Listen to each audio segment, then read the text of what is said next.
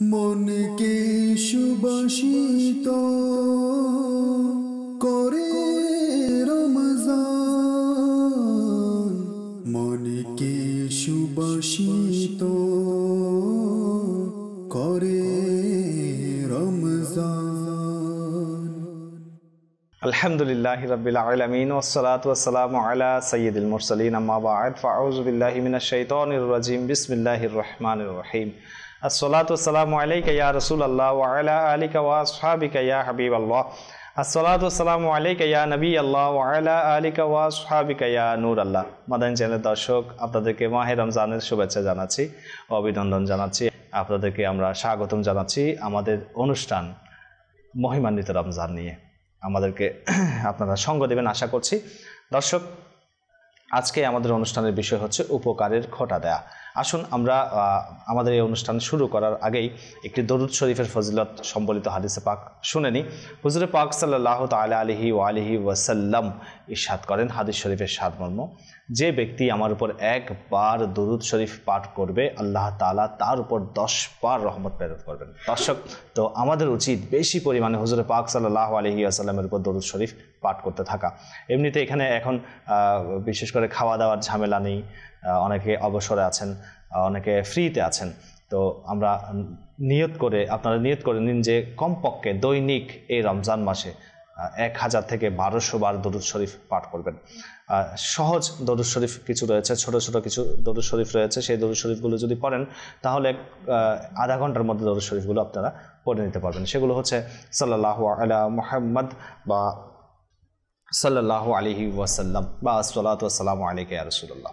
দর্শক, আমাদের অনুষ্ঠান মহিমান্বিত রমজান, তো এই অনুষ্ঠানটি ইনশাআল্লাহ আমরা চেষ্টা করব 30 রমজান পর্যন্ত আপনাদেরকে এই অনুষ্ঠানের মাধ্যমে কিছু শেখানোর জন্য, কিছু দ্বীনি গিফট, দ্বীনি তোহফা আপনাদেরকে দেওয়ার জন্য। তো আমাদের এই অনুষ্ঠানের মধ্যে আমরা বিভিন্ন সেগমেন্টের মাধ্যমে সাজিয়েছি, বিভিন্ন মাদানী ফুলের মাধ্যমে সাজিয়েছি, বিভিন্ন তথ্যবহুল মাদানী ফুলের মাধ্যমে সাজিয়েছি। ইনশাআল্লাহ আমাদের সঙ্গে থাকুন। আমাদের সঙ্গে উপস্থিত আছেন আজকে আমার হাতের ডান পাশে আমাদের নাত খাই ইসলামী ভাই মিনহাজ ভাই আছেন। ইনশাআল্লাহ তিনি আপনাদেরকে নাত শোনাবেন সময়ে সময়ে, এবং সাথে সাথে আমাদের আলোচক হিসেবে আজকে আছেন আমাদের সাথে লিয়াকত ভাই। আপনারা হয়তো সবাই দেখেন মাদানী চ্যানেলে তাকে, তো আজকে আমাদের সঙ্গে থাকবেন। দর্শক, আসুন আমরা প্রথমেই একটি নাতে পাক শুনি, ইনশাআল্লাহ এরপর আমরা আমাদের মূল অনুষ্ঠানে ফিরে যাব।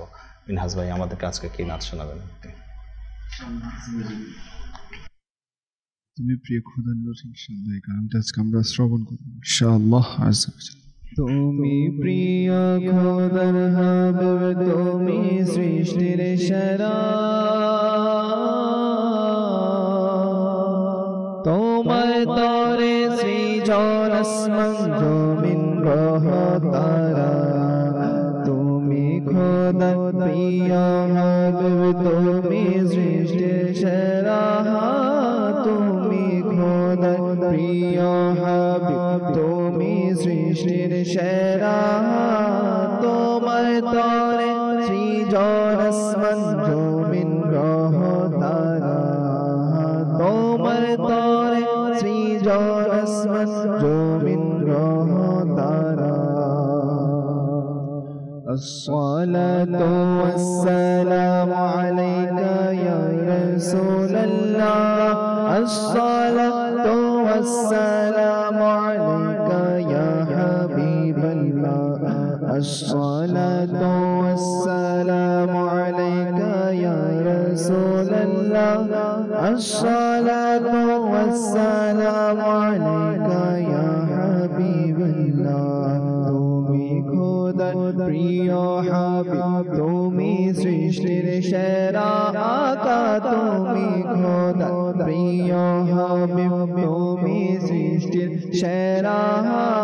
তোমার তরে সৃজন আসমান জমিন গ্রহ তারা, তোমার তরে সৃজন আসমান জমিন তারা।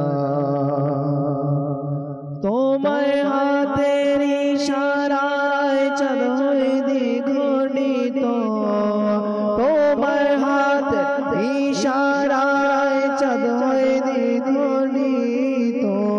তোমার শানে বৃক্ষ তরুণ তরুলতাব নত তোমার শানে বৃক্ষ তরুলতাব নত তোমার আঙ্গুল হতে বহে পানির ফোয়ারা আকা তোমার আঙ্গুল হতে বহে পানির ফোয়ারা তোমার তরে সৃজন আসমান জমিন গ্রহ তারা তোমার তরে সৃজন আসমান জমিন গ্রহ তারা الصلاة والسلام عليك يا رسول الله الصلاة والسلام عليك يا حبيب الله الصلاة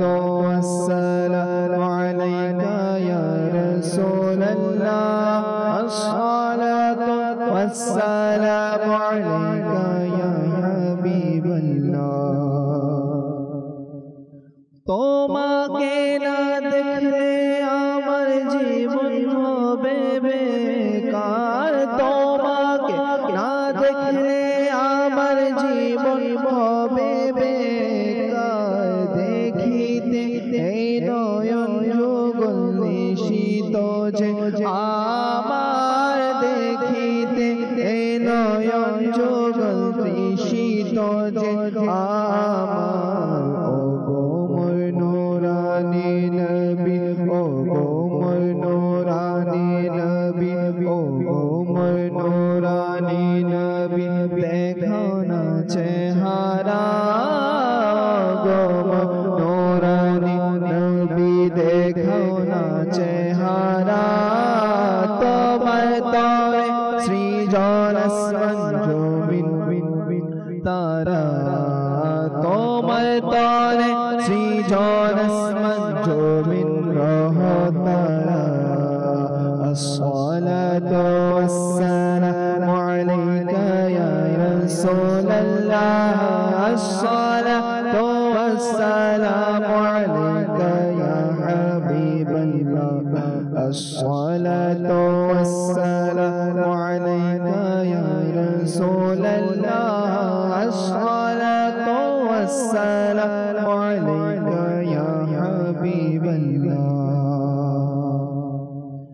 এমন নূরে প্রদীপ তুমি জানে কোন ধোঁয়া এমন নূরে প্রদীপ তুমি জানে কোন ধোঁয়া কাঁটাবিহীন ফুল তুমি জগৎ জুড়ে যার ছোঁয়া কাঁটাবিহীন ফুল তুমি জগৎ জুড়ে যার ছোঁয়া ছায়াবিহীন কায়া তুমি সব নবীদের সেরা আকা ছায়াবিহীন কায়া তুমি সব নবীদের সেরা তোমার তরে সৃজন আসমান জমিন তারা আল্লাহ তোমার তরে সৃজন আসমান জমিন গ্রহ তারা الصلاة والسلام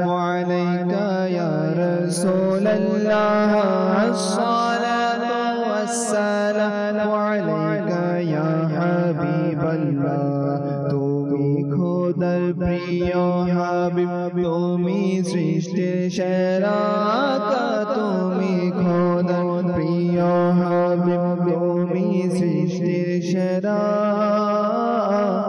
তোমায় তরে সৃজন আসমান জমিন গ্রহ তারা সুবহানাল্লাহ মাশাআল্লাহ। দর্শক, আলা হযরত রাহমাতুল্লাহ তাআলা আলাইহি বলেছেন যে যদি অন্তরের মধ্যে ইশকে রসুল কেউ বাড়াতে চায়, হুজুর পাক সাল্লাল্লাহু তাআলা আলাইহি ওয়াসাল্লামের মহব্বত ভালোবাসা কেউ যদি বাড়াতে চায় তার উচিত বেশি পরিমাণে নাতে রসুল শোনা। তো দর্শক, নাতে রসুল শুনতে থাকুন। রমজান এই মহিমান্বিত রমজান আপনাদের আনন্দে কাটুক, আপনাদের আসানির সাথে কাটুক, সেই কামনা আমরা করছি।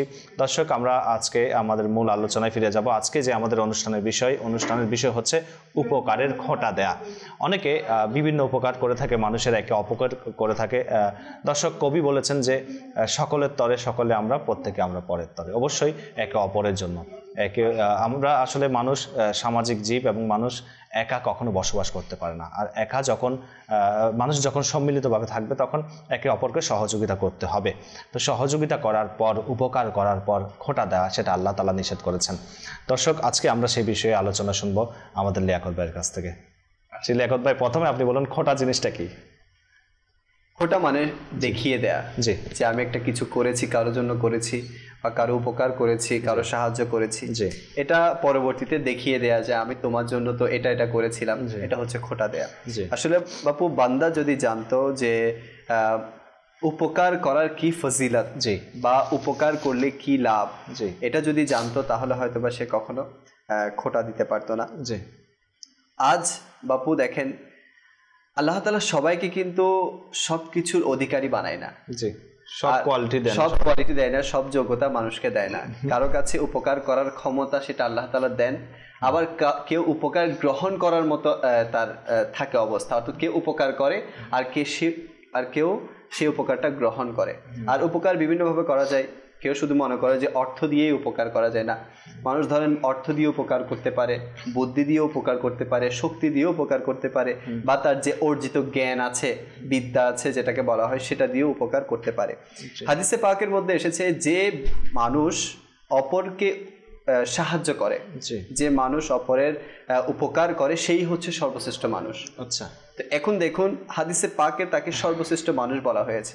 এখন যদি আমি উপকার করে খোঁটা দেই, উপকার করে দেখিয়ে দেয় যে আমি তো তোমার জন্য, তুমি যখন ঋণগ্রস্ত ছিলে, কোথাও টাকা পাচ্ছিলে না, আমি তোমাকে টাকা দিয়ে সহযোগিতা করেছিলাম, তোমার মেয়ের বিয়ে হচ্ছিল না, আমি তোমাকে টাকা দিয়েছিলাম, তুমি অমুক জায়গায় ফেসে গিয়েছিলে, আমি তোমাকে টাকা দিয়েছিলাম, তুমি অমুক জায়গায় আজকে যখন আমার দ্বারস্থ হয়েছে, আমি আমার যতটুকু সামর্থ্য ছিল সেটা করেছিলাম।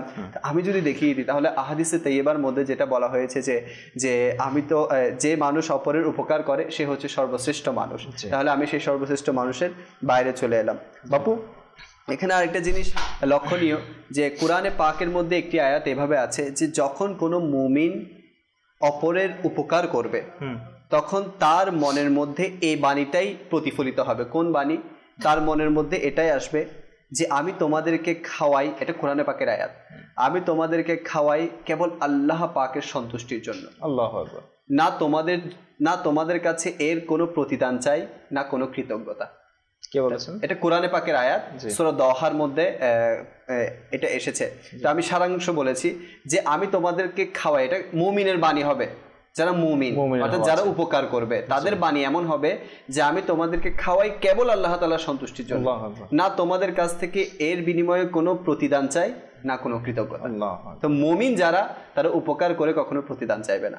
মুমিন যারা, তারা উপকার করে কখনো কৃতজ্ঞতা চাইবে না। তো যারা খোঁটা দেয় বাপু, তারা তো মুমিনের কাতারেই নয়। যারা মুমিন আবার তারা খোঁটাকারীদের কাতারে নয়। তো এটা হচ্ছে দুইটা পার্থক্য মুমিন আর খোঁটা দানকারীদের প্রতি। এখানে কোরআনে পাকের মধ্যে আরো একটি আয়াত এভাবে এসেছে, এটা সূরা তওবার কমবেশ 9 নম্বর আয়াতের মধ্যে এভাবে এসেছে। আল্লাহ তাবারক ওয়া তাআলা ইরশাদ করেন যে মুমিনদের কাছ থেকে আল্লাহ তাআলা তাদের ধন দৌলতের বিনিময়ে আল্লাহ তাআলা তাদের জন্য জান্নাত রেখেছেন। অর্থাৎ মুমিনদেরকে যে ধন দৌলত আল্লাহ তাআলা দিয়েছেন, মুমিনদেরকে যে যোগ্যতা দিয়েছেন, মুমিনদেরকে যে জান মাল দিয়েছেন, এগুলোর বিনিময়ে আল্লাহ তাআলা জান্নাত রেখেছেন। এখন যারা এগুলো দিয়ে খোঁটা দিবে বাপু, তারা তো জান্নাত পাবে না। আচ্ছা দর্শক, আল্লাহ তাআলা আমাদের সবাইকে জান্নাত নসিব করুক এবং খোঁটা না দেওয়ার তৌফিক দান করুক। দর্শক, আমাদের অনুষ্ঠানটি আমরা আপনাদেরকে আগে বলেছি, আমরা আলোচনার ফাঁকে ফাঁকে বিভিন্ন সেগমেন্টের মাধ্যমে আমাদের অনুষ্ঠানটা আমরা সাজিয়েছি। আজকে যে প্রথম যে সেগমেন্ট আমরা সাজিয়েছি সেটা হচ্ছে রমজানের মাদানী ফুল নিয়ে।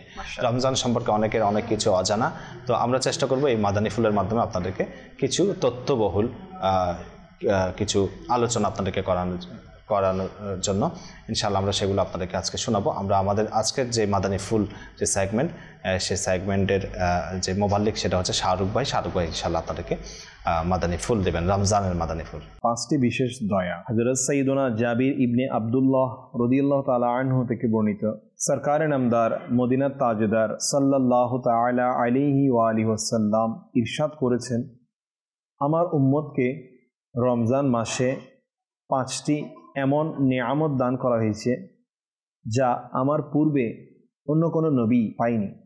1, যখন রমজানুল মুবারকের প্রথম রাত আসে তখন আল্লাহ তাআলা তাদের প্রতি রহমতের দৃষ্টি দেন, আর যার প্রতি আল্লাহ রহমতের দৃষ্টি দেন তাকে কখনো আযাব দিবেন না।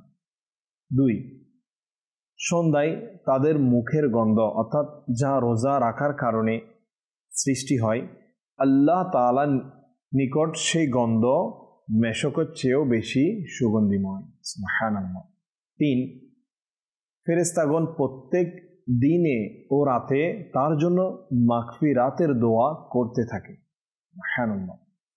4, আল্লাহ তাআলা জান্নাতকে নির্দেশ দিয়ে ইরশাদ করেন, আমার নেক বান্দাদের জন্য সুসজ্জিত হয়ে যাও, শীঘ্রই তারা দুনিয়ার কষ্টের বিনিময়ে আমার ঘর ও দয়ার মধ্যে শান্তি পাবে। সুবহানাল্লাহ।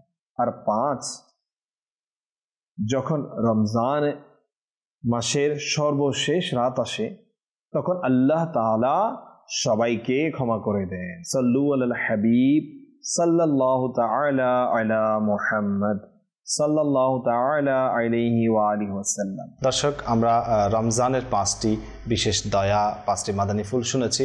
আল্লাহ তাআলা আমাদেরকে তৌফিক দান করুক। এইগুলোর মধ্যে সবচাইতে বেশি আমার একটি ইন্টারেস্টিং মনে হয়েছে, সবগুলোই তো ভালো হাদিসে পাক, কিন্তু এর মধ্যে একটি জিনিস আমার হৃদয়টাকে খুব টানে, বা আমি যখন শুনি তখন আমার হৃদয়টাকে একটা অন্তরের মধ্যে একটা ক্যাফিয়ার সৃষ্টি হয়। সেটা হচ্ছে যখন রমজানের প্রথম রাত আসে তখন আল্লাহ তাআলা তার সৃষ্টির দিকে তাকান, আর আল্লাহ তাআলার দৃষ্টি, আল্লাহ তাআলার কুদরতি দৃষ্টি যার উপর পড়ে তাকে কখনো আযাব দেন না। আল্লাহ তাআলা আমাদেরকে দোজখের আগুন থেকে পানাহ দান করুক, জান্নাত নসিব করুক। দর্শক, আমাদের সঙ্গে থাকুন, ইনশাআল্লাহ আরো অনেক সুন্দর সুন্দর মাদানী ফুল শুনতে পারবেন। জি লিয়াকত ভাই, এখানে একটি হাদিসে পাক এভাবে এসেছে, সহিহ মুসলিম শরীফের হাদিসে ইরশাদ করা হচ্ছে, আমার নবী করিম সাল্লাল্লাহু আলাইহি ওয়াসাল্লাম ইরশাদ করেন, যে ব্যক্তি কোনো মুমিনের দুনিয়াবী সংকট মোচন করবে। জি, কোনো মানুষ যখন দুনিয়ার সংকটের মধ্যে পড়ে যায়, বিভিন্ন সময় পেরেশানির মধ্যে পড়ে যায়, আমরাও কখনো সমস্যার মধ্যে পড়ে যাই, আবার কেউ আমাদের কাছে সমস্যা নিয়ে আসে। তা বলা হচ্ছে, যে ব্যক্তি কোনো মুমিনের দুনিয়াবী সংকট সমূহ থেকে একটি সংকট মোচন করবে, আল্লাহ তাআলা তার আখিরাতের সংকট সমূহ থেকে একটি সংকট মোচন করে দিবে। আখিরাতের দিন তখন তো বান্দা অনেক সংকটের মধ্যে থাকবে, দৌড়াদৌড়ির মধ্যে থাকবে, এমন অবস্থা থাকবে যে তার কাছে মানে কারো কাছে গিয়ে সংকট যে মোচন হবে কারো কোনো ক্ষমতা থাকবে না, একমাত্র আমার নবী পাক সাল্লাল্লাহু আলাইহি ওয়াসাল্লাম ব্যতীত। তা আল্লাহ তাআলা আমার নবী করিম সাল্লাল্লাহু আলাইহি ওয়াসাল্লামের মাধ্যমে এই হাদিসে পাক আমাদের কাছে পৌঁছে দিয়েছে যে ব্যক্তি কোনো মুমিনের সংকট মধ্যে একটি সংকট মোচন করবে দুনিয়াতে, আল্লাহ তাআলা আখিরাতের মধ্যে তার একটি সংকট মোচন করে দিবে।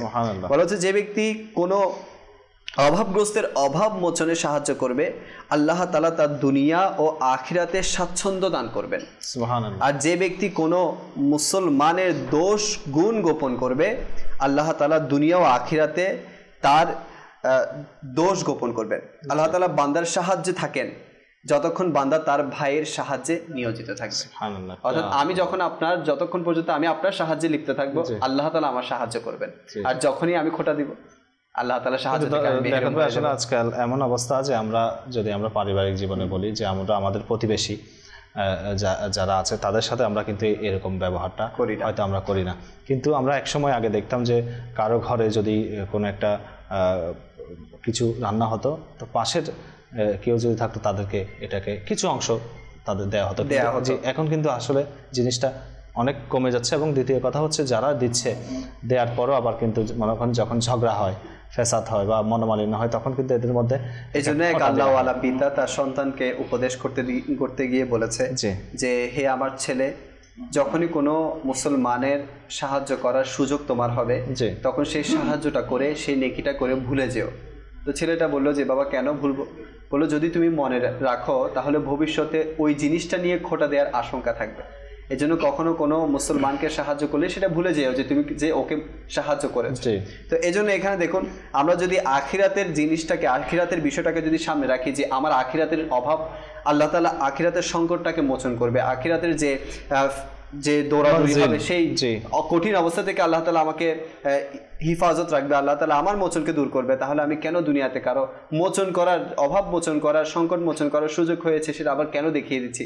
যদি আল্লাহ তাআলা আমাকে এর বিনিময়ে যেটা দেয়ার থাকতো সেটা যদি আবার কেড়ে নেয় তাহলে আমি এই উপকার করে লাভ কি? আসলে বাপু দেখেন, আমরা সবসময় শুনি যে উপরের হাত নিচের হাতের চেয়ে উত্তম, অর্থাৎ যারা দান করে আর যারা দান নেয়, যারা দান করে তারা ওই দান যারা নিচ্ছে তাদের চেয়ে উত্তম।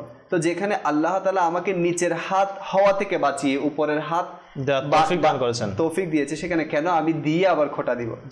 অর্থাৎ এটা হচ্ছে যে আপনি সুন্দর করে একটা ঘর নির্মাণ করে সেটাকে আবার আপনি এটাকে ধরে, এটা খুব সুন্দর, এটা খুব সুন্দর একটা আয়াত কারিমের মাধ্যমে আল্লাহ তাআলা আবার আমাদেরকে বলেছেন। সেটা কি?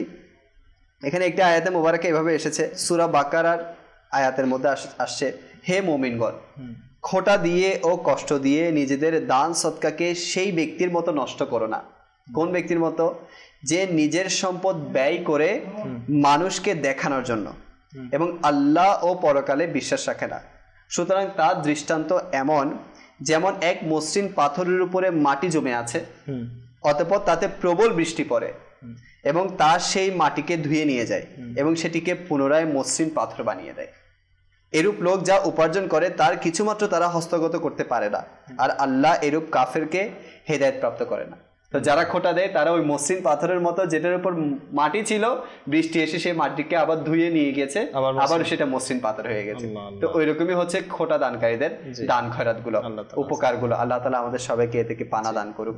তো মাদানী চ্যানেলের দর্শক এটাই বলবো যে আল্লাহ তাআলা আপনাকে সুযোগ দিয়েছে দান সদকা করা। যেমন এখন রমজানুল মোবারকের মাস, আমরা দান সদকা করি, আবার দেখিয়ে করি যে মানে আচ্ছা, এখানে একটা জিনিস সেটাও পরিলক্ষিত হয়, যারা মুমিন এরা বলেছে যে আল্লাহ তাআলা এদের জান মালকে খরিদ করে নিয়েছে আল্লাহ তাআলা জান্নাতের বিনিময়ে।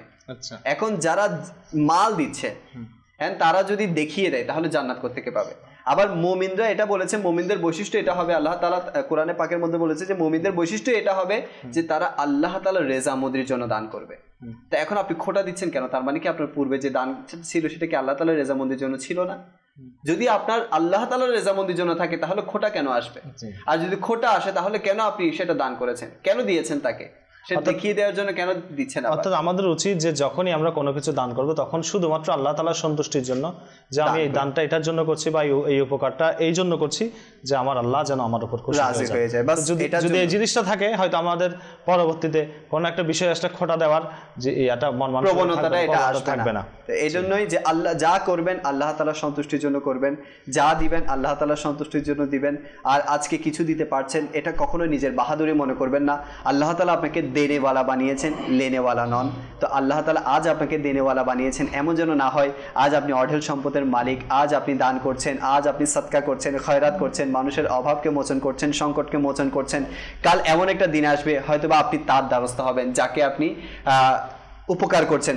বাপু আমি একটা কথা বলবো যে আমার সচক্ষে দেখা আমাদের এলাকার মধ্যে এক লোক ছিল যিনি অপরের সহযোগিতায় চলতো, আজ অসংখ্য পরিবারকে তিনি সহযোগিতা করার মালিক হয়ে গেছে। এটা নিয়ে আবার আসবো আপনার কাছে। আমাদের একটি সেগমেন্টের সময় হয়ে গেছে, সেই সেগমেন্টটি হচ্ছে শরী মাসালা। রমজান মাসে অনেকে অনেক রকম মাসালা নিয়ে চিন্তা করে, বা অনেক সময় অনেক বিষয় নিয়ে চিন্তিত হয়ে যায়। তো আমরা আমাদের এই অনুষ্ঠানের মাধ্যমে চেষ্টা করব সেরকম ছোট ছোট কিছু সহজ মাসালা আপনাদেরকে জানানোর জন্য। ইনশাআল্লাহ আমাদের সেই মাসালাগুলো নিয়ে আসবে, শরী মাসালা সম্পর্কে আমাদের আরফাত ভাই আমাদেরকে ইনশাআল্লাহ শোনাবেন। সাল্লু আলাল হাবিব সাল্লাল্লাহু তাআলা আলা মুহাম্মদ সাল্লাল্লাহু তাআলা আলাইহি ওয়া আলিহি ওয়াসাল্লাম, সালাতাও ওয়া সালামান আলাইকা ইয়া রাসূলুল্লাহ। প্রিয় মাদানী চ্যানেলের দর্শকবৃন্দ, আলহামদুলিল্লাহ আযজা ওয়া জাল উপস্থিত হয়েছি শরীয়তের একটি মাসালা নিয়ে। আজকে আমরা যে বিষয়ে শ্রবণ করব তা হচ্ছে, নাকে স্প্রে করার কারণে রোজা কি ভঙ্গ হয়ে যাবে? দারুল ইফতা আহলে সুন্নতের উলামায়ে কেরামগণের নিকট এক ব্যক্তি প্রশ্ন করেছেন যে গত বছর রোজার সময় অসুস্থ অবস্থায় আমি নাকে স্প্রে করেছি।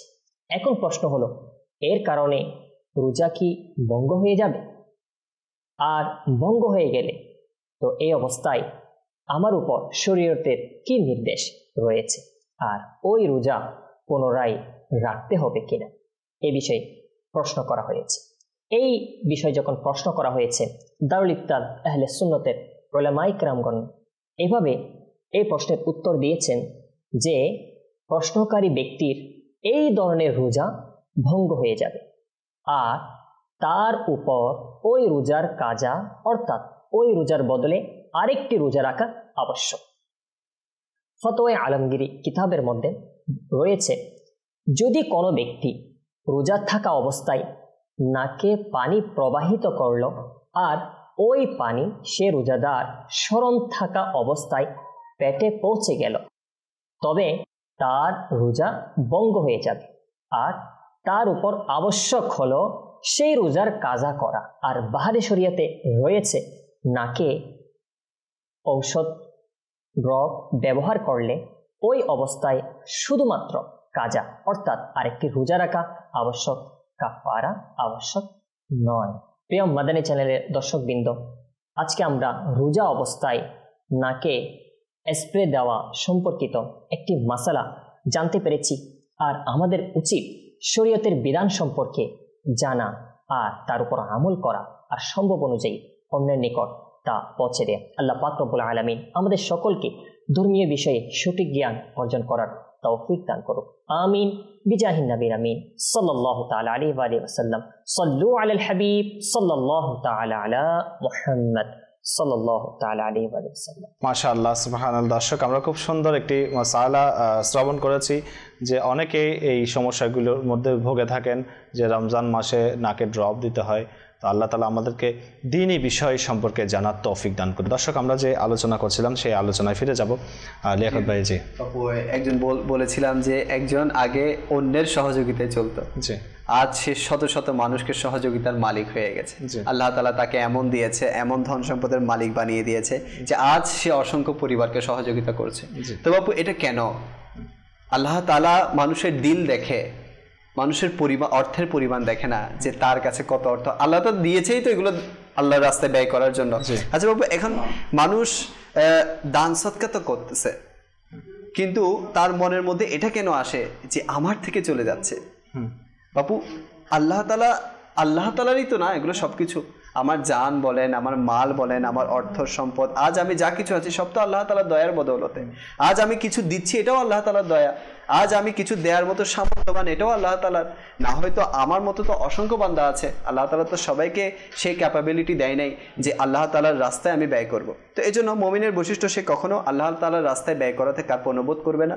আর যখনই আল্লাহ তাআলার রাস্তায় ব্যয় করবে, সেটা আল্লাহ তাআলার সন্তুষ্টির জন্য করবে। একটি হাদিসে পাক মুসলিম শরীফের মধ্যে এভাবে এসেছে, আবু যর রাদিয়াল্লাহু তাআলা আনহু হতে বর্ণিত, প্রিয় আকা মক্কি মদনী মুস্তাফা হুজুর পুর-নূর সাল্লাল্লাহু তাআলা আলাইহি ওয়া আলিহি ওয়াসাল্লাম ইরশাদ করেন, আল্লাহ তাআলা কিয়ামতের দিন 3 শ্রেণীর লোকদের সাথে কিয়ামতের দিন কথা বলবেন না। আচ্ছা, অর্থাৎ তাদের দিকে দৃষ্টিও দিবেন না। 3 শ্রেণীর লোকদের দিকে। আচ্ছা, নাম্বার 1, যারা অপরের উপকার করে খোটা দেয়, যারা দান সদকা করে খোটা দেয়, তাদের দিকে আল্লাহ তাআলা কিয়ামতের দিন দৃষ্টিপাত করবেন না।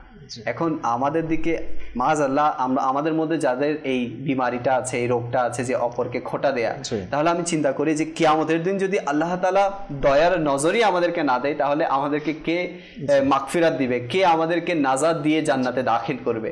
আমাদের দিকে আল্লাহ তাআলাই যদি দয়ার নজর না দেন, তাহলে আমার আকা কারীম আল্লাহ তাআলা যার উপর নারাজ, আকা কারীম সাল্লাল্লাহু আলাইহি ওয়াসাল্লাম কিভাবে ওনার উপর সন্তুষ্ট থাকবেন? আল্লাহ তাআলা যদি নারাজ হয়ে যায়, তাহলে আমি আল্লাহ রাসূল সাল্লাল্লাহু আলাইহি ওয়াসাল্লামের শাফাআতের অধিকারী হব না। আচ্ছা, এখানে দ্বিতীয় শ্রেণী বলা হয়েছে, যারা মিথ্যা শপথ করে নিজের পণ্য বিক্রি করে। অর্থাৎ অনেক দোকানদার আছে না, যেমন এখন রমজানুল মোবারকের মাস, অনেক কেনাকাটা হবে, মানুষ কিন্তু শপথও করে ফেলে যে না, আল্লাহর কসম আমি এটা এত টাকা দিয়ে কিনেছি। মিথ্যা শপথ অনেক সময় করে ফেলে যে না, আমি এটা এত টাকা দিয়ে কিনেছি, এটা এত টাকা দিয়ে কিনেছি, বিক্রি করার জন্য।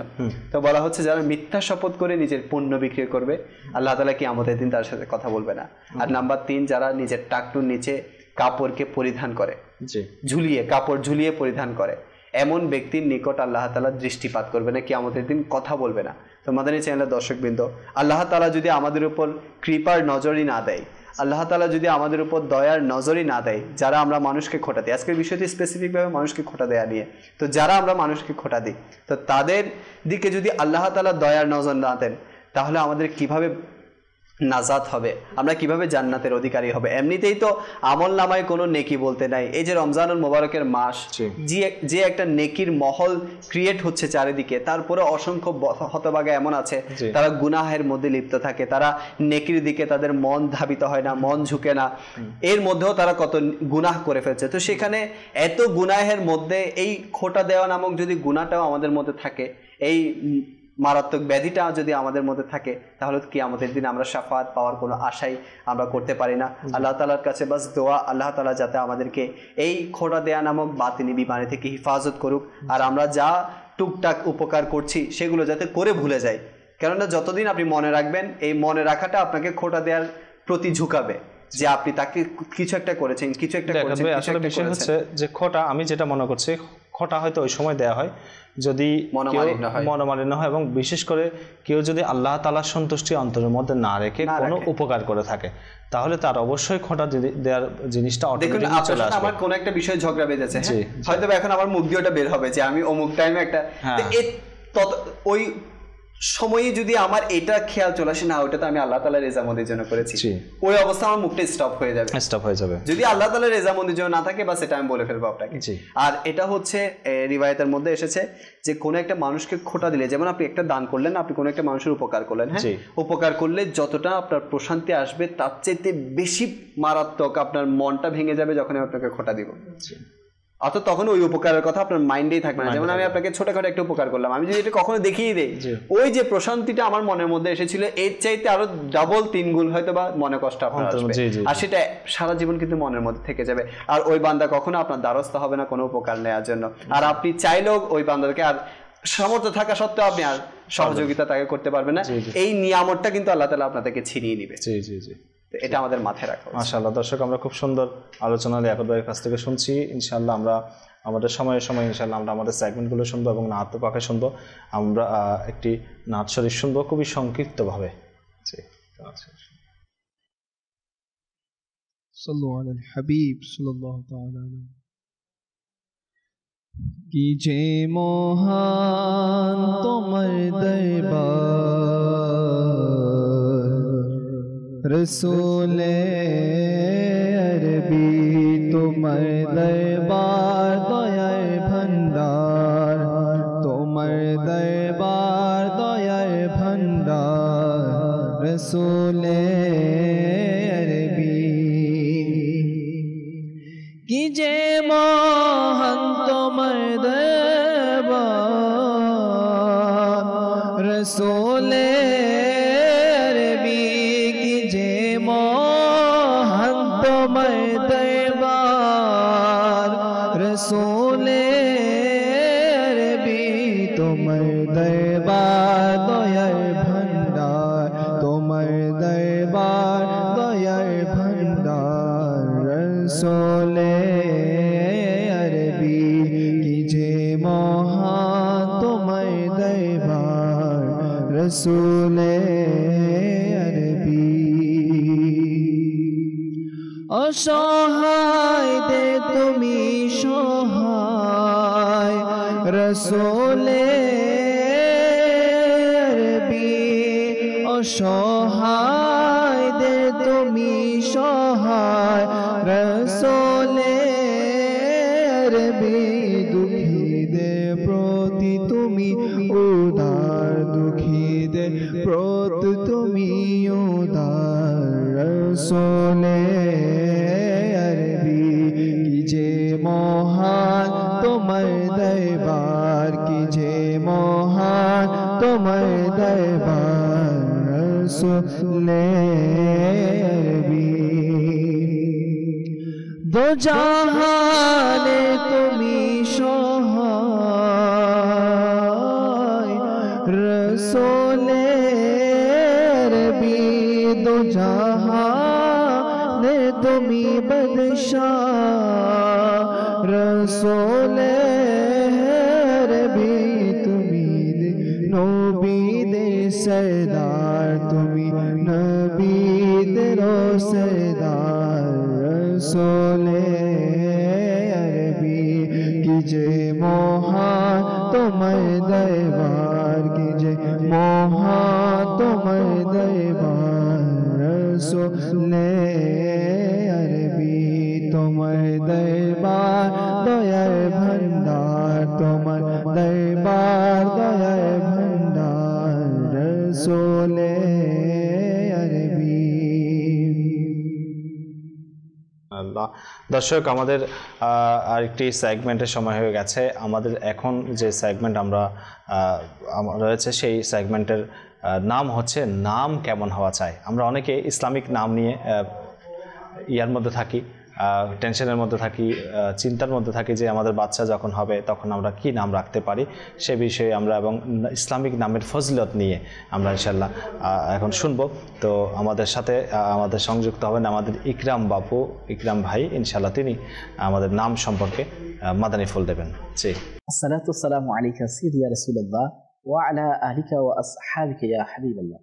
সালাতু ওয়াসসালামু আলাইকা ইয়া নবিয়াল্লাহ ওয়া আলা আলিকা ওয়া আসহাবিকা ইয়া নূরাল্লাহ। প্রিয় ইসলামী ভাইরা ও মাদানী চ্যানেলের দর্শক শ্রোতা, আসুন আজকে আমরা জেনে নিব নাম কিভাবে রাখা যায়।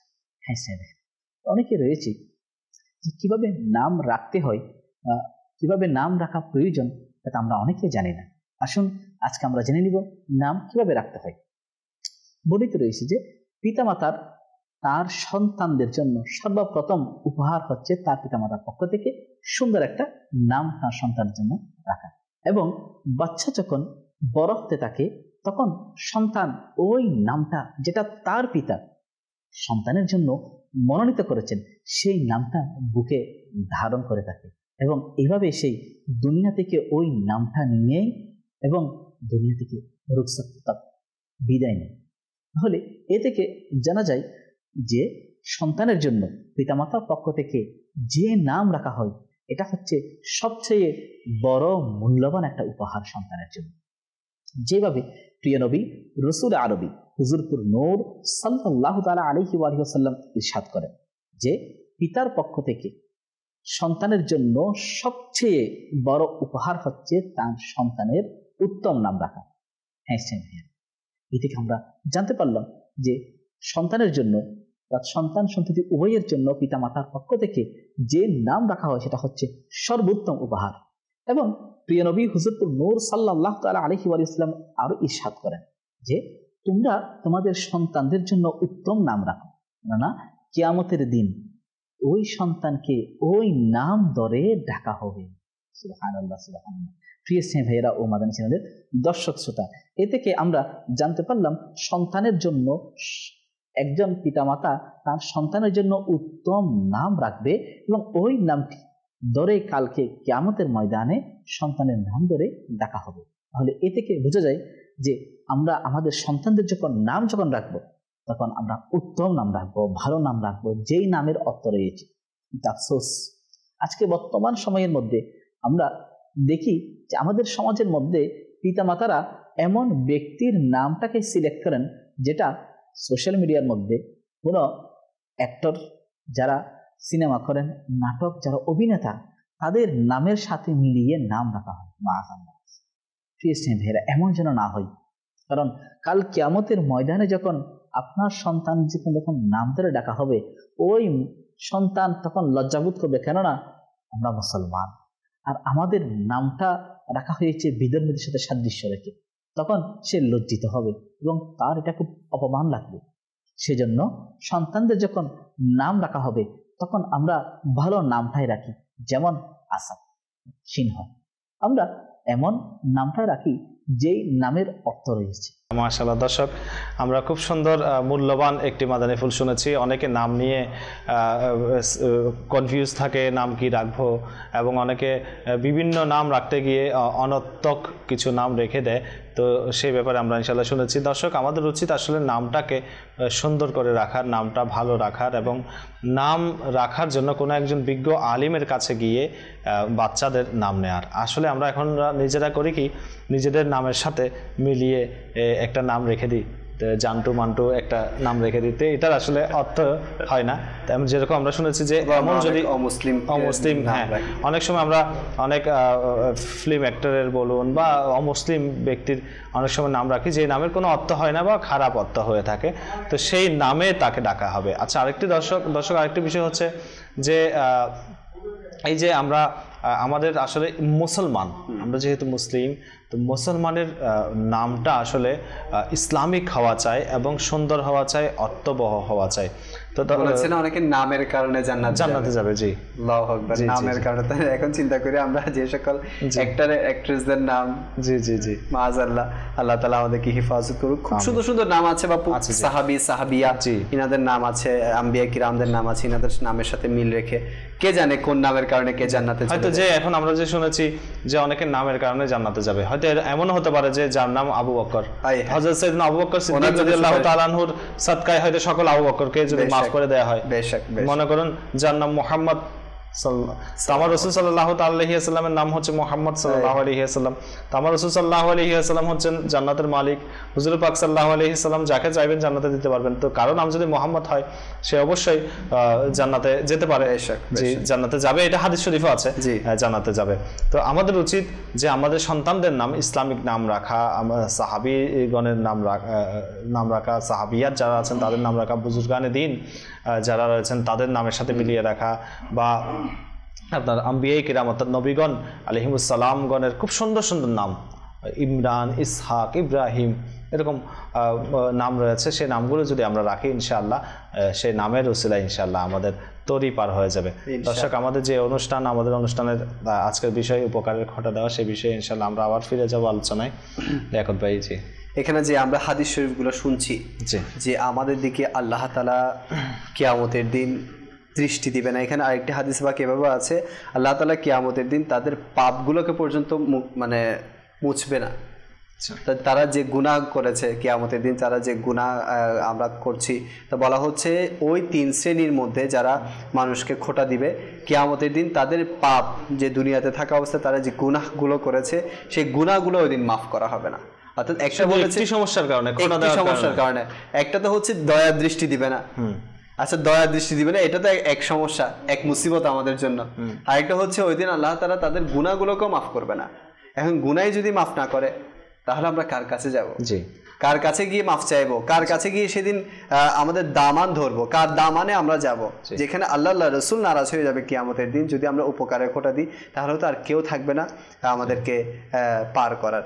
লিয়াকত ভাই, এখানে আরেকটি বিষয় হচ্ছে, দেখুন, উপকার করার পর যে খোঁটা দেয়া, সেইটার ক্ষেত্রে কিন্তু মানুষের মনে কিন্তু অনেক কষ্ট পেয়ে থাকে।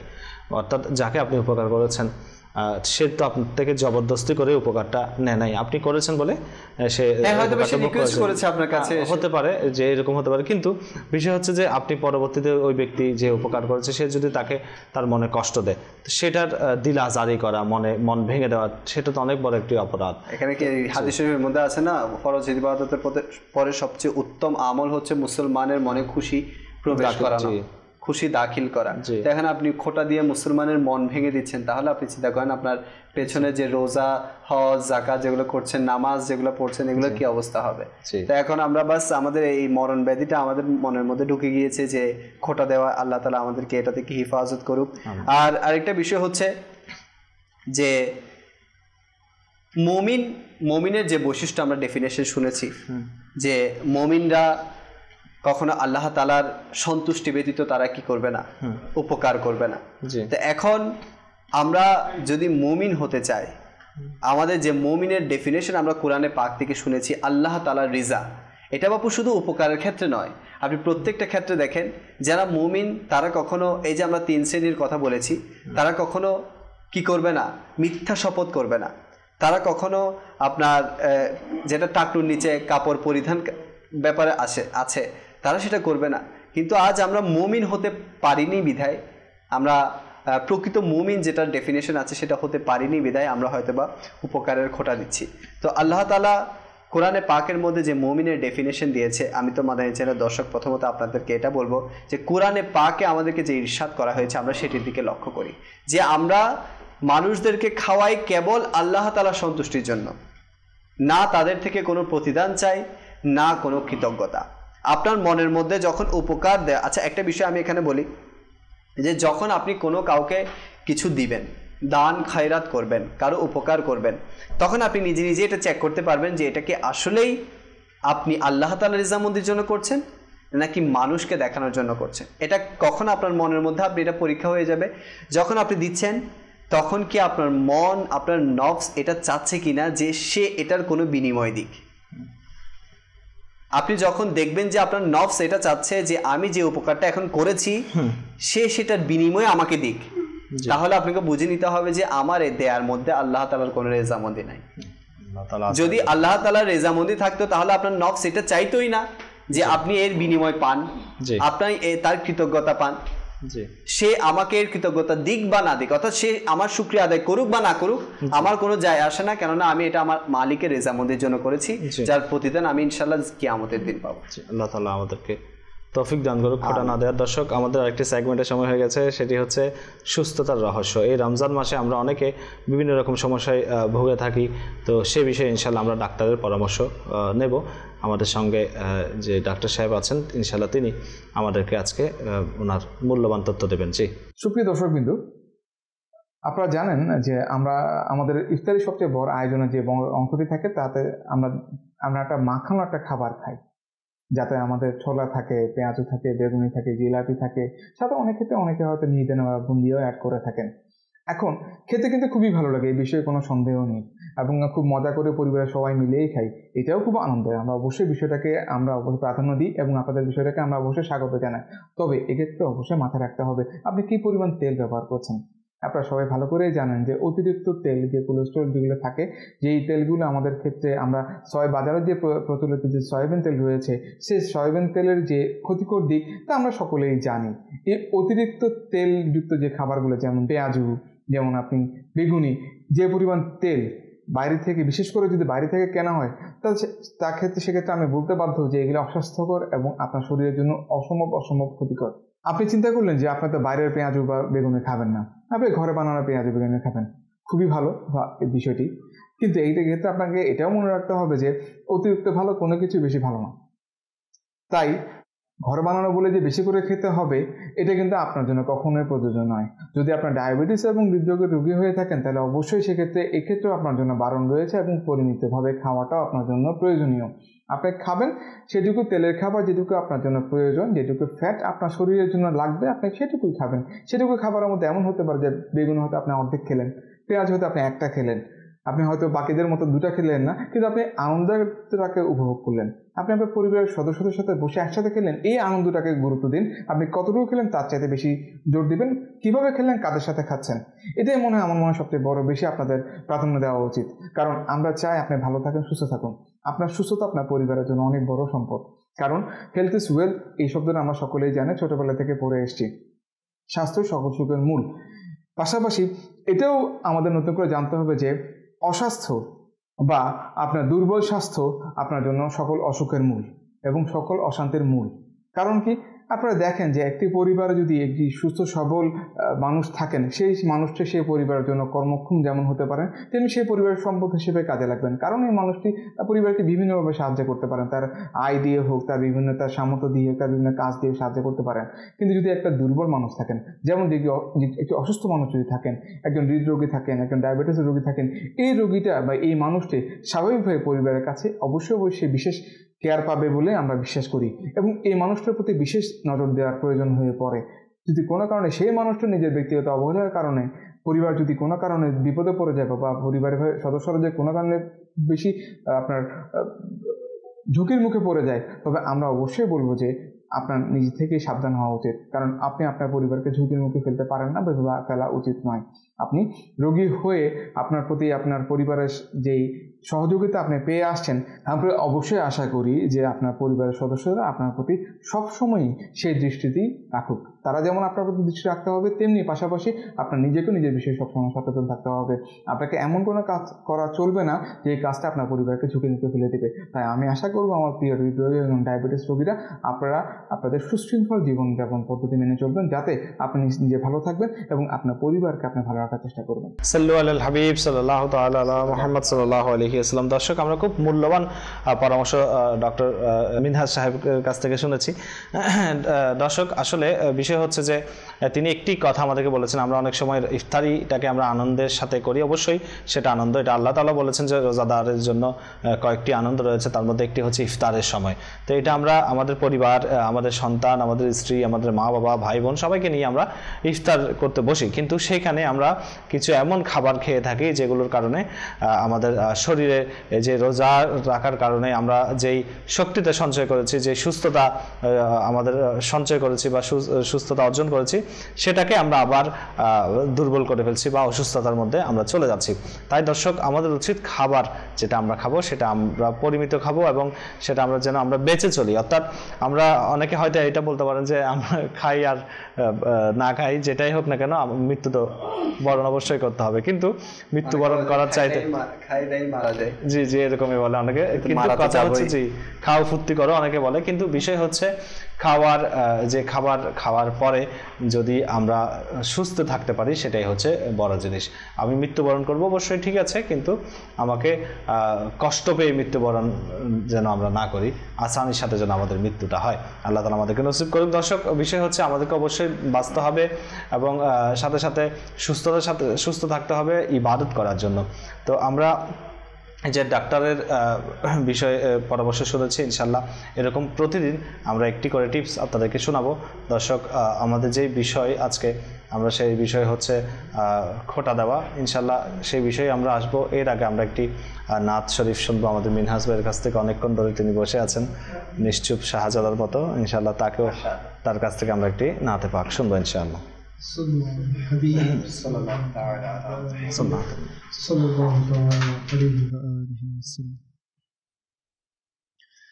জীবনে হবে কি তোমার দিদার ইয়া রাসূলুল্লাহ, জীবনে হবে কি তোমার দিদার ইয়া রাসূলুল্লাহ, সে আশায় রয়েছি আমি গুনাহগার ইয়া রাসূলুল্লাহ, সে আশায় রয়েছি আমি গুনাহগার ইয়া রাসূলুল্লাহ। পৃথিবীর যে দিকে তাকায় দরদি আতকে হোনায়, পৃথিবীর যে দিকে তাকায় দরদি আতকে হোনায়, জগতে তুমি দরদীদের সেরদার ইয়া রাসূলুল্লাহ, জগতে তুমি দরদীদের সেরদার ইয়া রাসূলুল্লাহ, জীবনে হবে কি তোমার দিদার ইয়া রাসূলুল্লাহ, সে আশায় রয়েছি আমি গুনাহগার ইয়া রাসূলুল্লাহ, জীবনে হবে কি তোমার দিদার ইয়া রাসূলুল্লাহ পেয়েছে তোমাকে যে জন পেয়েছে খোদাকে সে জন পেয়েছে তোমাকে যে জন পেয়েছে খোদাকে সে জন তুমি তো খোদাকে পাবা তুমি তো খোদাকে পাবা একক দারিয়া রাসূলুল্লাহ জীবনে হবে কি তোমার দিদার ইয়া রাসূলুল্লাহ হাসরের দিনে করবেন পার যত সব উম্মত গুনাহগার আমিও হই যেন সেদিন আমিও হই যেন সেদিন উদ্ধার ইয়া রাসূলুল্লাহ জীবনে হবে কি তোমার জীবনে হবে কি তোমার দিদার ইয়া রাসূলুল্লাহ সে আশায় রয়েছি আমি গুনাহগার ইয়া রাসূলুল্লাহ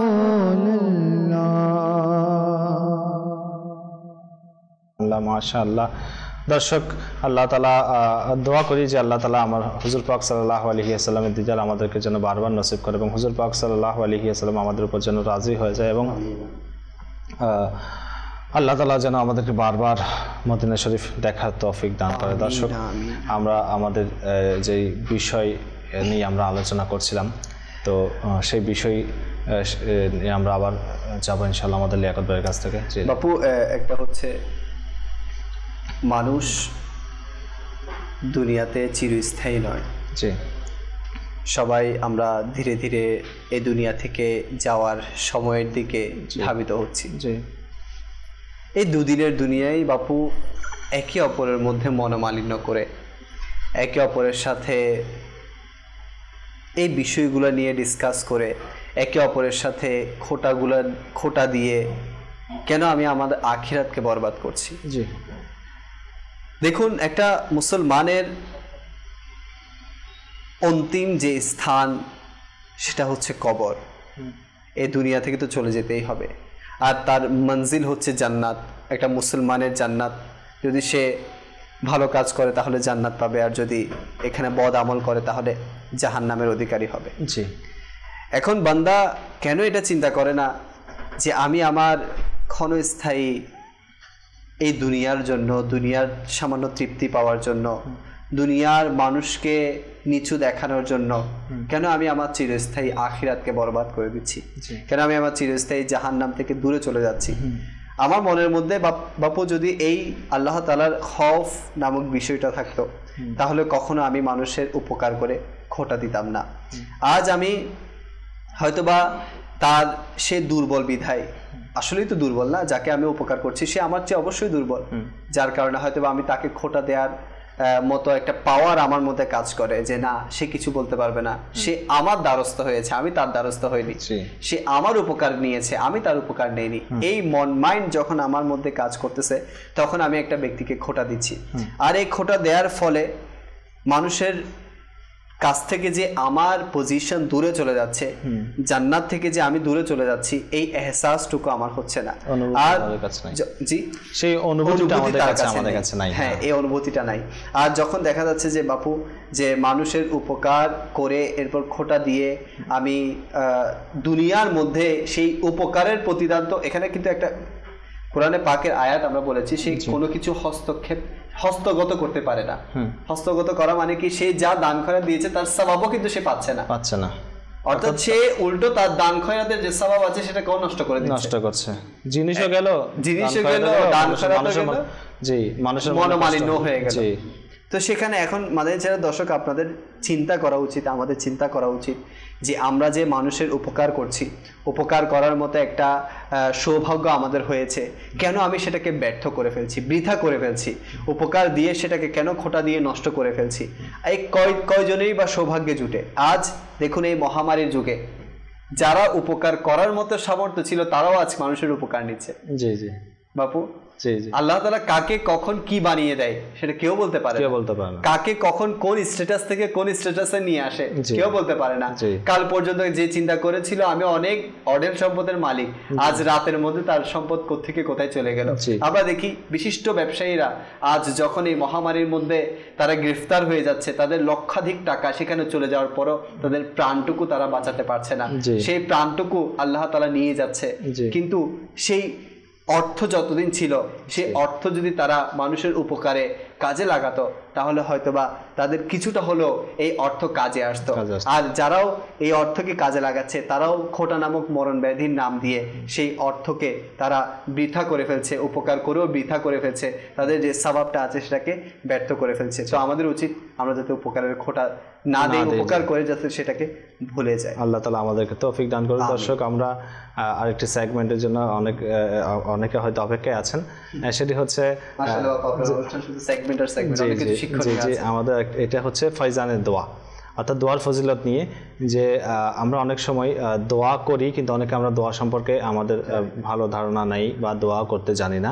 দোয়া আসলে এটাকে ইবাদতের মগজ বলা হয়েছে, দ্বীনের স্তম্ভ বলা হয়েছে। দোয়ার দ্বারা অনেক সময় তাকদীরের ভাগ্য পরিবর্তন হয়। তো অনেক সময় বিভিন্ন রকম সমস্যা পেরেশানির মধ্যে আমরা থাকি কিন্তু আমরা দোয়া করি না। তো আল্লাহ রাসূল সাল্লাল্লাহু আলাইহি ওয়াসাল্লাম বিভিন্নভাবে দোয়া করেছেন, বিভিন্ন জায়গায় দোয়া করেছেন, দোয়া করার জন্য উৎসাহিত করেছেন, তাগিদ দিয়েছেন। তো আমরা আজকে দোয়া সম্পর্কে আমাদের যে সেগমেন্ট সেখান থেকে আমরা দোয়া সম্পর্কে কিছু মাদানী ফুল শুনবো। আমাদের ফারুক ভাই ইনশাআল্লাহ আমাদেরকে সেই ফয়জানের দোয়ার সেই মাদানী ফুলগুলো দিবেন। জি, সাল্লু আলাল হাবিব সাল্লাল্লাহু তাআলা আলা মুহাম্মদ সাল্লাল্লাহু আলাইহি ওয়াসাল্লাম। সালাতু ওয়া সালামু আলাইকা সাইয়্যিদি ইয়া রাসূলুল্লাহ সাল্লাল্লাহু আলাইহি ওয়াসাল্লাম। প্রিয় ইসলামী ভাইরা, মাদানী চ্যানেলের দর্শকবৃন্দ, আজকে আমরা জানব যে দোয়া সেটা হচ্ছে একটি আরবি শব্দ যার অর্থ হচ্ছে আহ্বান করা, প্রার্থনা করা, কিছু চাওয়া, কাউকে ডাকা। আর যখন আমরা দেখি যে দোয়ার পারিভাষিক অর্থ, দোয়া কেন করে, কাকে দোয়া বলা হয়, কিতাবের মধ্যে আসছে আল্লাহ তাআলার নিকট কল্যাণ প্রার্থনা করাকে দোয়া বলা হয়। এই দোয়ার মাধ্যমে আমরা আল্লাহ তাআলার নিকট নিজের চাহিদা এবং কল্যাণ কামনা করি। দোয়া এমন একটি ইবাদত যা এই বিষয়ে অনুভূতি প্রদান করে যেন বান্দা আল্লাহ তাআলার সাথে কথোপকথন করছে। দোয়ার মাধ্যমে বান্দা আল্লাহ তাআলার দরবারে নিজের চাহিদা ও প্রয়োজনীয়তা উপস্থাপন করে। এই দোয়া হচ্ছে বান্দাকে তার দয়ালু আল্লাহর নিকট পৌঁছিয়ে থাকে এবং এই দোয়া হচ্ছে আল্লাহ তাআলার মহত্ব বর্ণনা। দোয়ার অনেক গুরুত্ব রয়েছে। কেন আমরা দোয়া করব? দোয়া করলে এর উপকার কি? আল্লাহ তাআলা কোরআনুল কারীমের মধ্যে ইরশাদ করছেন, তোমরা আমাকে ডাকো, আমি এর ডাকে সাড়া দেব। মানুষের অনেক চাহিদা, অনেক প্রয়োজনীয়তা রয়েছে। আমরা এই দোয়ার মাধ্যমে আল্লাহ তাআলার কাছে নিজের চাহিদা প্রকাশ করি নিজের প্রয়োজনীয়তা আল্লাহ তাআলার দরবারে উপস্থাপন করে থাকি। এই দোয়ার মাধ্যমে আমরা আল্লাহ তাআলার দরবার থেকে কিছু পাওয়ার আশা করি। আমরা যারা মুসলমান রয়েছি, আমাদের উচিত অধিক হারে দোয়া করা, অধিক হারে নিজের হাতকে আল্লাহ তাআলার দরবারে প্রসারিত করা, এটাই হচ্ছে দোয়া। তো আমরা নিয়ত করি যে ইনশাআল্লাহ আমরা বেশি পরিমাণে আল্লাহ তাআলার দরবারে দোয়া করব। সাল্লু আলাল হাবিব সাল্লাল্লাহু তাআলা আলা মুহাম্মদ সাল্লাল্লাহু আলাইহি ওয়াসাল্লাম। মাশাআল্লাহ, সুবহানাল্লাহ, খুব সুন্দর সেগমেন্ট আমরা অতিবাহিত করেছি এবং দোয়া সম্পর্কে আমরা খুব সুন্দর কথা সংক্ষিপ্তভাবে শুনেছি। লিয়াকত ভাই, আজকাল আমাদের অনেক ব্যক্তি আছেন যারা হয়তো দোয়া করতে জানে না বা দোয়াটাকে তেমন মূল্যায়ন করে না, কিন্তু দোয়া এমন একটি জিনিস যে আহ্বান করা। কাকে আহ্বান করব আমরা? আল্লাহ তাআলাকে আহ্বান, আমার রবকে আহ্বান করব। তো আল্লাহ তাআলা পবিত্র কোরআনের মধ্যে বলেছেন যে তোমরা আমার, যার সারমর্ম যে তোমরা আমাকে ডাকো, আমি তোমাদের ডাকে সাড়া দেব। তো আহ্বান, যাকে আহ্বান করা হচ্ছে তিনি আহ্বানকারীকে বলছেন যে তোমরা আমাকে আহ্বান করো, আমাকে ডাকো, যে আমি তোমাদের ডাকে সাড়া দেব। আসলে দুনিয়ার সিস্টেম হচ্ছে আপনি যতক্ষণ কান্না করবেন না, ছোট বাচ্চার কথা বলছি, যতক্ষণ কান্না করবেন না মা দিবে না, খাবার দেবে না, আপনি কান্না করেন, আপনি রোনাজারি করেন, আহাজারি করেন, আল্লাহ তাআলা দিবে। আসলে তো আল্লাহ তাআলা দেয়ার মালিক, কিন্তু চাইতে তো জানতে হবে। আপনি যতক্ষণ চাইবেন না ততক্ষণ মালিক কিভাবে দিবে? আসলে কিন্তু আল্লাহ তাআলা অনেক সময় বান্দার দিকে মানে চেয়ে থাকে যে আসলেই বান্দা কি ওনার দিকে প্রত্যাবর্তন করছে কিনা, নাকি ডাকছে কিনা। যদি আমরা ফ্রি বসে বসেই পেয়ে যেতাম তাহলে তো জি জি। লিয়াকত ভাই, দেখুন আল্লাহ তাআলা, এটা আল্লাহ তাআলা তো অনেক বড় রহমান রহিম এবং আল্লাহ তাআলা দেনেওয়ালা। আর আল্লাহ তাআলার শানের মধ্যে এটা নাই যে আল্লাহ তাআলা মিথ্যা বলেন। আল্লাহ তাআলা অবশ্যই সত্য বলেন, যেটা বলেন সেটাই হক বলেন। এবং তো আল্লাহ তাআলা বলেছেন যে কি, আমি তোমাদের ডাকে সাড়া দেব। তো আমাদের উচিত, আমাদের যে দৈনন্দিন জীবনে যে সমস্যাগুলো আমাদের আছে না, থাকবে বা আসবে, যে দুঃখ কষ্ট পেরেশানি আমাদের আসবে, সেগুলোর জন্য আমরা যেন আল্লাহ তাআলাকে ডাকি, আল্লাহ তাআলাকে বলি। আমরা আজকালকার আমাদের এটা একটা অভ্যাস হয়ে গেছে যে আমরা আমাদের সমস্যাগুলোকে ভাই, বন্ধু বান্ধবকে আমাদের বলে বেড়াই, কিন্তু যারা কোনো কিছু দেওয়ার মালিকই নয়, যারা সবাই কিন্তু আল্লাহ তাআলার মহতাজ। আমরা সবাই, তো আমরা যারা সবাই আল্লাহ তাআলার মহতাজ, তো যার মহতাজ তাকে যদি বলি, ইনশাআল্লাহ তিনি সমস্যা সমাধান করে দিবেন। আমাদের কাছে কয়েকটি কল আছে বিষয়ভিত্তিক, সেই কলগুলো শুনবো। আমার নাম মোহাম্মদ তরিকুল ইসলাম, রাজশাহী শারজা বালিয়াডাঙ্গা থেকে বলছিলাম। জি, আমরা একটা অনুষ্ঠান মনোমাত্রিত রমজান অনুষ্ঠানটি দেখছি, আমার কাছে অনেক ভালো লাগছে। আপনাদেরকে অনেক ধন্যবাদ এই অনুষ্ঠান আমাদের দেখানোর জন্য। ধন্যবাদ আপনাকে, ধন্যবাদ উৎসাহ দেওয়ার জন্য। আমাদের জন্য দোয়া করবেন যাতে আমরা আরো সুন্দর এবং ভালো ভালো অনুষ্ঠান আপনাদেরকে উপহার দিতে পারি। জি, পরবর্তী কল। আমার নাম মোহাম্মদ আশিকুর রহমান, রংপুর থেকে বলতেছি। আমি অনুষ্ঠান দেখছি, আমার কাছে অনেক ভালো লাগছে। এই ধরনের অনুষ্ঠান রমজান মাসে উপহার দেওয়ার জন্য আপনাদেরকে ধন্যবাদ। আমার জন্য দোয়া করবেন, আমি যেন রমজান মাসে সবগুলো রোজা রাখতে পারি। মাশাআল্লাহ, মাশাআল্লাহ, অবশ্যই আমরা দোয়া করছি আল্লাহ তাআলা যেন আপনাকে সেই তৌফিক দান করেন, সেই শক্তি দান করেন, সেই মানসিকতা দান করেন, যাতে আপনি রমজানের সকল রোজা রাখতে পারেন। এবং সাথে সাথে মাদানী চ্যানেল দর্শকদের হকেও যেন সেই দোয়া কবুল হয় এবং আমাদের হকেও কবুল হয়। দর্শক দেখুন, রমজান মাস এটি আল্লাহ তাআলার দরবারে অনেক মর্তবা ওয়ালা, অনেক সম্মানিত একটি মাস, এবং শুধুমাত্র এই মাসকে সম্মান করার কারণে কিন্তু অনেকের ঈমান নসিব হয়েছে, অনেকের মাগফিরাত নসিব হয়েছে।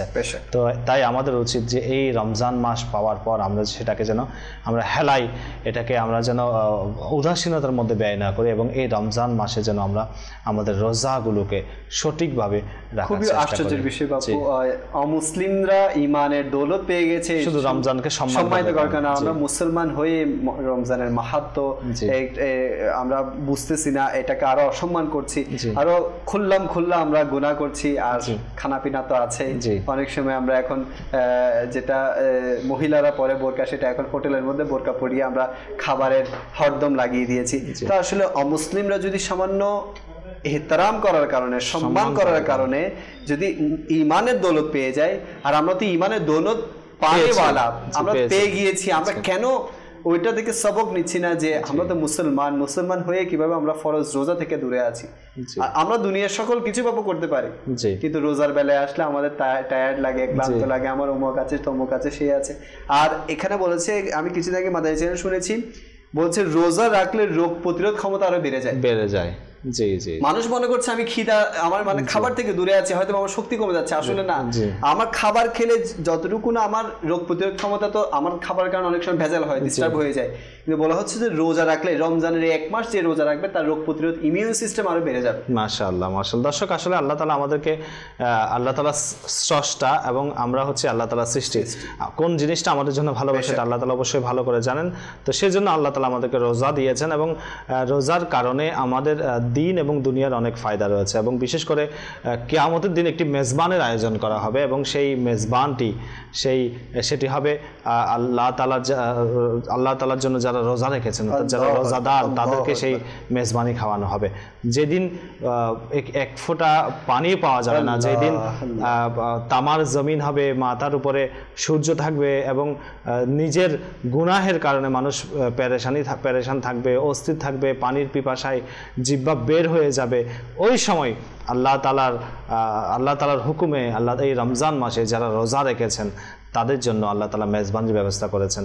আল্লাহ তাআলা আমাদেরকে সেই মেজবানিতে অংশগ্রহণ করার তৌফিক দান করুক এবং রমজানে ইহতিরামের সাথে, সম্মানের সাথে রমজানুল মুবারকের, রমজানুল করিমের রোজাগুলো রাখার তৌফিক দান করুক। দর্শক, আমরা অনুরোধ জানাবো যে যতই কষ্ট হোক না কেন আপনি রোজা রাখুন, ইনশাল্লাহ দেখবেন আপনার দিন এবং দুনিয়ার অনেক ফায়দা, অনেক উপকার হবে। আচ্ছা, অনেকে এমন আছেন যারা প্রাপ্তবয়স্ক হয়ে গেছেন কিন্তু এরপরও রোজা রাখেন না। মা বাবা বলেন যে তোমার এখনো বয়স হয়নি, বড় হলে রাখবে, তোমার শরীর খারাপ হয়ে যাবে। দর্শক, এটাও গুনাহের একটি কাজ। তো আমাদের উচিত তাদেরও কিন্তু রোজা রাখানো এবং ছোটবেলা থেকে ছোট ছোট বাচ্চা যারা রয়েছে, যারা এখনো বালিগ হয়নি, তাদেরকেও প্র্যাকটিসের নিয়তে, প্র্যাকটিস করানোর জন্য মাঝে মাঝে 1-2টা রোজা রাখানো উচিত, যাতে যখন তার উপর রোজাটা ফরজ হয়ে যাবে সে যেন রোজাটা রাখতে পারে। সাথে সাথে অনেকে এমন রয়েছে আসলে লিয়াকত ভাই, যে রমজান মাসে গুনাহ করে থাকে, যে আমাদের ইলেকট্রনিক ডিভাইস তো আমাদের এখন হাতে হাতে। তো রমজান মাস অনেক সময় মানুষের বেশিরভাগ সময় এটা ফ্রি সময় অতিবাহিত হয়। তো অনেকে নিজের সময়টাকে কাটানোর জন্য মোবাইল ডিভাইসের মাধ্যমে এমন জায়গায় যায় যেটা আসলে সাধারণভাবে তো নিষেধ, রমজান মাসে তো এটা গুনাহটাকে আরো 70 গুণ বাড়িয়ে দেওয়া হয়। সওয়াবের পরিমাণ যেমন বৃদ্ধি পায়, গুনাহের পরিমাণও কিন্তু তেমন বৃদ্ধি পায়। আল্লাহ তাআলা আমাদেরকে গুনাহ থেকে বাঁচার, রমজানে গুনাহ থেকে বাঁচার তৌফিক দান করুক। দর্শক, আমাদের সর্বশেষ যেই সেগমেন্ট, যেই সর্বশেষ যে টিপস রয়েছে, যেই মাদানী ফুল আমরা শুনবো, যে সেগমেন্ট রয়েছে সেটা আমরা আমাদের লিয়াকত ভাইয়ের, ইনশাআল্লাহ আমরা সেটা শুনবো। যে সেটা চালিয়ে দেব। প্রতি 40 সেকেন্ডে দুনিয়ার মধ্যে একজন ব্যক্তি আত্মহত্যা করছে। আত্মহত্যার পার্সেন্টেজ বৃদ্ধি পাচ্ছে। তন্মধ্যে 2টি মেজর বিষয় উদ্ভাবন হয়েছে। প্রথমত বিষণ্ণতা, আর দ্বিতীয়ত হতাশা। একজন মুসলমানের উচিত নিজের প্রভু থেকে কখনো নিরাশ না হওয়া। কোনো সাহায্যকারী হোক বা না হোক, আল্লাহ তাআলা তার সাহায্য করেন। কেননা আত্মহত্যা একটি হারাম মৃত্যু। যখন মাআযাল্লাহ কারো চিন্তা ভাবনায় আত্মহত্যা করার ব্যাপারে কোনো কথা আল্লাহ না করুক চলে আসে, শয়তান তার সঙ্গে এ ব্যাপারে সাহায্য করে, তাকে প্রতিনিয়ত নেগেটিভিটির দিকে ধাবিত করে। মাআযাল্লাহ, যদি এমন অনুভূতি আপনার থাকে তাহলে আপনি নিজের পিতামাতার সাথে, স্বামীর সাথে, স্বামী স্ত্রীর সাথে কথা বলুন।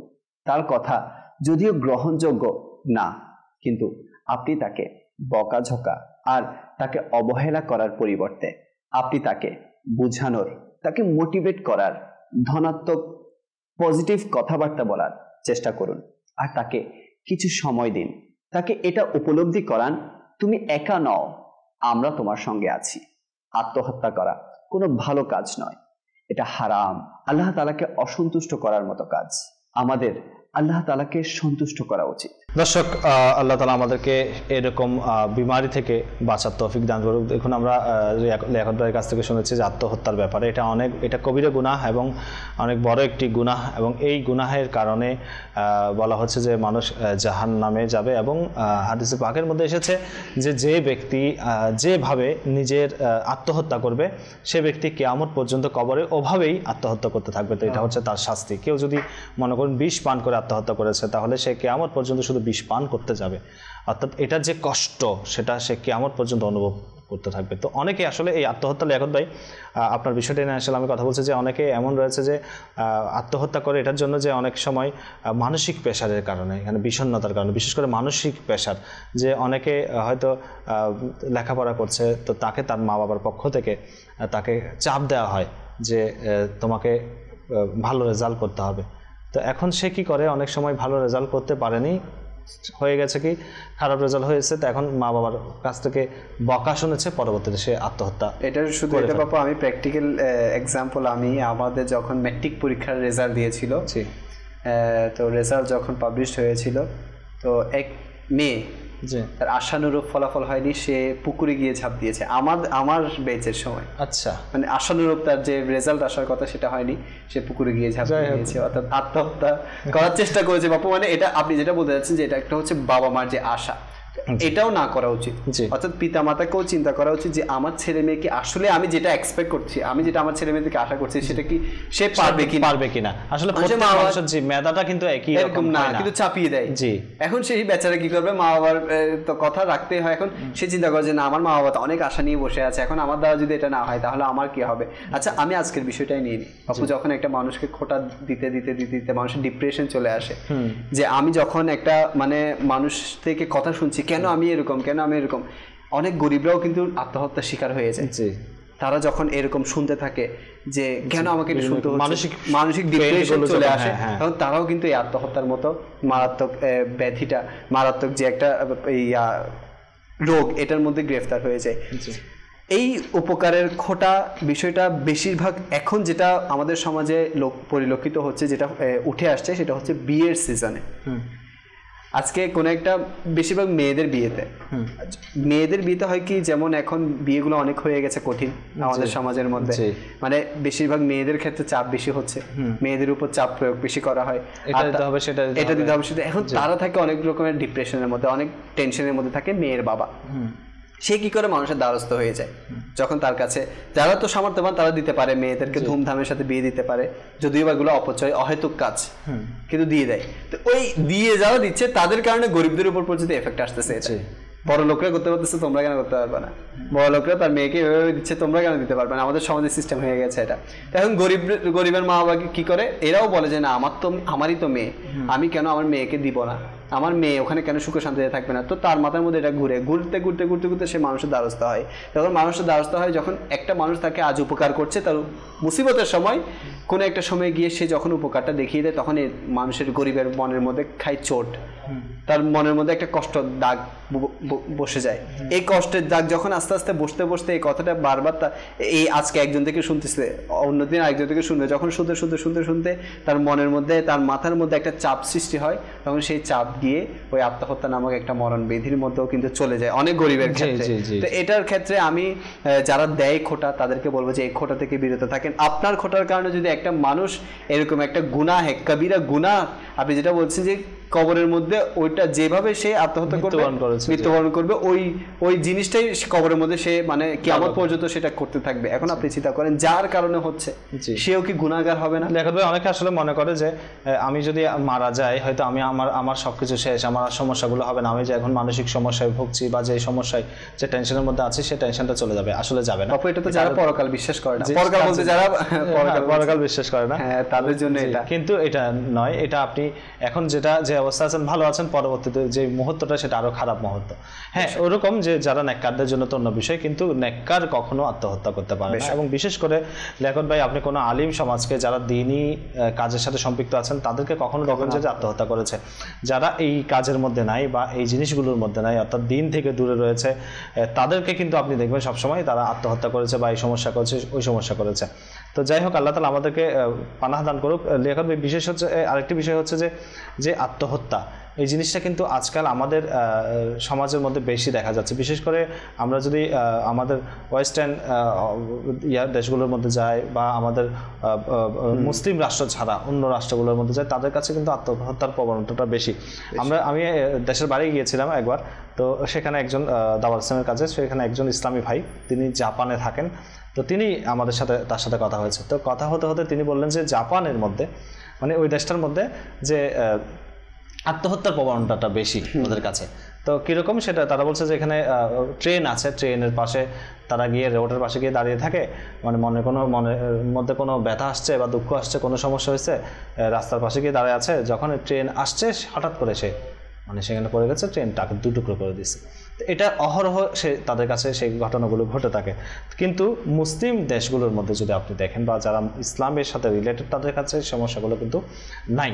কেননা আমাদের এখানে একটা বিষয় আছে যে আমরা কিছুক্ষণ আগে বলেছি দোয়া করাটা, আহ্বান করা আল্লাহ তাআলার কাছে, নিজের অন্তরের ব্যথাটা, অন্তরের সমস্যাটাকে আল্লাহ তাআলার কাছে বলা, যে আমরা আল্লাহ তাআলার, আমাদের কেউ আছেন, আমরা কাউকে বলতে পারছি, আমাদের জিনিসটা অন্তরটা হালকা হচ্ছে। কিন্তু কিছু এমন লোক আছে যাদের সেই জিনিসটা তারা করতে পারে না, তারা তাদের কথা কাউকে বলতে পারছে না, যার কারণে এখানে জ্যাম হয়ে সেটা বাস্ট হচ্ছে, পরবর্তীতে সে কাউকে শেয়ার করতে পারছে না। এখানে কিন্তু আরেকটা বিষয় মা বাবাদেরও লক্ষ্য করা উচিত। মা বাবা বলুন প্রিয়জন বলুন, যখনই কোনো আমি আমার সন্তানদেরকে দেখবো যে তারা হয়তোবা কোনো বিষয় নিয়ে আপসেট, তারা কোনো বিষয় নিয়ে খুবই একাকিত্ব করছে, কাউকে বলতে পারছে না, তার চেহারা দেখে বোঝা যায়। বাবা আমি যখন একটা বিষণ্ণতায় থাকবো, আপনি বুঝবেন যে লিয়াকত ভাইয়ের মনে হয় আজকে মন খারাপ, তো তার পাশে গিয়ে কিন্তু একটু বসা উচিত। মা বাবার দায়িত্ব তার পাশে গিয়ে বসা, তার থেকে জিজ্ঞেস করা। অনেক সময় কিন্তু মা বাবা, আচ্ছা একটা মানুষ ভুল করে ফেলতে পারে, এখন সে যখন একা সেটা নিয়ে দিন কাটাচ্ছে, সে বলতেছে না আমি যদি এখন এটা মা বাবার সাথে শেয়ার করি বা আত্মীয়দের সাথে শেয়ার করি তারা আমাকে সাপোর্ট করবে না। তো এই ক্ষেত্রে সে গিয়ে কি করে এই জিনিসটা বেছে নেয় যে আমার সাথে এখন কেউ নেই, আমি বাস এইটা থেকে উদ্ধার পাওয়ার জন্য আমি এই দুনিয়া থেকে রুখসাত, এই দুনিয়া থেকে বিদায় দিব। তো ওই ক্ষেত্রে মা বাবার একটু চিন্তা করা উচিত, না আমার ছেলে কেন আপসেট, আমি একটু দেখি আমার প্রিয়জনটা কেন আপসেট। স্বামী যদি চিন্তা করে আমার স্ত্রীটা কেন আপসেট, স্ত্রী যদি দেখে আমার স্বামীটা কেন আপসেট, পাশে গিয়ে বসি, সাপোর্ট করি, না হয়ে গেছে, আচ্ছা থাক, আল্লাহ ভরসা, সব ঠিক হয়ে যাবে। এরকম যখন একটা সাপোর্ট দেওয়ার মানুষ কেউ পাবে, যখন সে বিষণ্ণতার মধ্যে, তখন আমার মনে হয় না সে আর এই জিনিসটা বেছে নিবে, কবিরা গুনাহটা বেছে নিবে।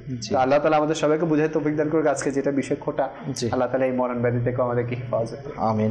দর্শক, আপনাদেরকে আমরা ধন্যবাদ জানাচ্ছি এবং আপনারা আমাদের সঙ্গে ছিলেন, আপনাদের কলও আমাদেরকে করেছেন এবং আপনাদের মূল্যবান মতামতও আমাদেরকে অনেকে দিয়েছেন এবং আল্লাহ তাআলা আমাদেরকে তৌফিক দান করুক, আমাদের সমস্যাগুলো দূর করে দিক। দর্শক, আপনারা আমাদের সেগমেন্টের মাধ্যমে অনেক কিছু শুনেছেন, অনেক কিছু শিখেছেন, হয়তো আমরাও আপনাদেরকে চেষ্টা করেছি অনেক কিছু শেখানোর জন্য বা কিছু দেওয়ার জন্য। তো আমাদের এই অনুষ্ঠান সম্পর্কে আপনাদের মতামত আমাদেরকে দেবেন, আমাদের ফেসবুকে আপনারা দেবেন আপনাদের মতামতগুলো। ইনশাআল্লাহ আপনাদের মতামত শুনে আমরা আরও আমাদের অনুষ্ঠানটাকে সুন্দর করার চেষ্টা করব এবং সাথে সাথে আপনারা আমাদের সঙ্গে থাকুন এবং আমাদের এই অনুষ্ঠানে যে সেগমেন্টগুলো সেগুলো আমরা প্রতিটি অনুষ্ঠানে, প্রতিটি পর্বে আমরা করব এবং ইনশাআল্লাহ এই বিভিন্ন বিষয় নিয়ে ইনশাআল্লাহ আমরা আলোচনা করব। তো আমাদের সঙ্গে মোবাল্লিগণও থাকবেন, আপনারাও থাকবেন আশা করছি। এবং দর্শক, এই রমজান মাস এটা ইবাদতের মাস, তো যতটুকু সম্ভব আপনি ইবাদতের মধ্যে কাটান, অযথা কাজের মধ্যে না কাটিয়ে ইবাদতের মধ্যে আপনার রমজানটাকে অতিবাহিত করুন। ভালো থাকুন, সুস্থ থাকুন। মনকে সুবাসিত করে